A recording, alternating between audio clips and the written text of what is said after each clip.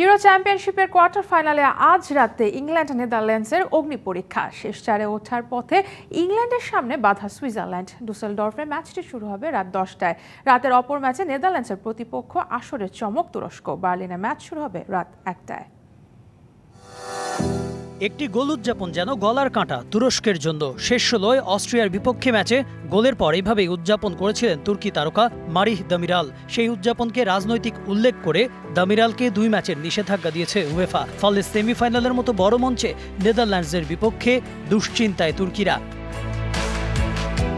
দুশ্চিন্তা আরও আছে, এই ম্যাচে কার্ডের কারণে নিষিদ্ধ অর্কুন কোকচু এবং ইসমাইল ইউসেককেও পাচ্ছে না তারা। তবে দলটির স্বস্তি, নিষেধাজ্ঞা কাটিয়ে অধিনায়ক হাকান কালহানোগ্লুর ফেরা। টুর্নামেন্টে তুরস্ক সবচেয়ে বেশি সমর্থন পাচ্ছে জার্মানিতে অবস্থানরত স্বদেশি সমর্থকদের কাছ থেকে। বার্লিনের ম্যাচে এই সমর্থকদের সাথে যোগ দিতে পারেন তুরস্কের প্রেসিডেন্ট রেসেপ তাইয়েপ এরদোয়ানও।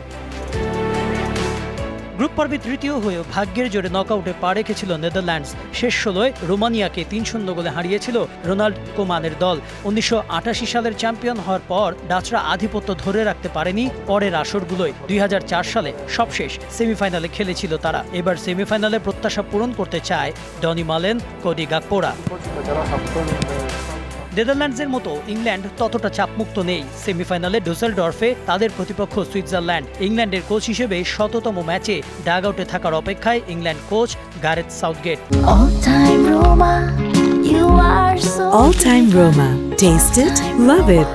চলমান ইউরোতে এখনও সমর্থকদের মন ভরাতে পারেননি জুড বেলিংহাম ও হ্যারি কেইনরা। অতীত পরিসংখ্যান যদিও পক্ষে, 2 দলের 27 দেখায় ইংলিশদের হার মাত্র 3টি।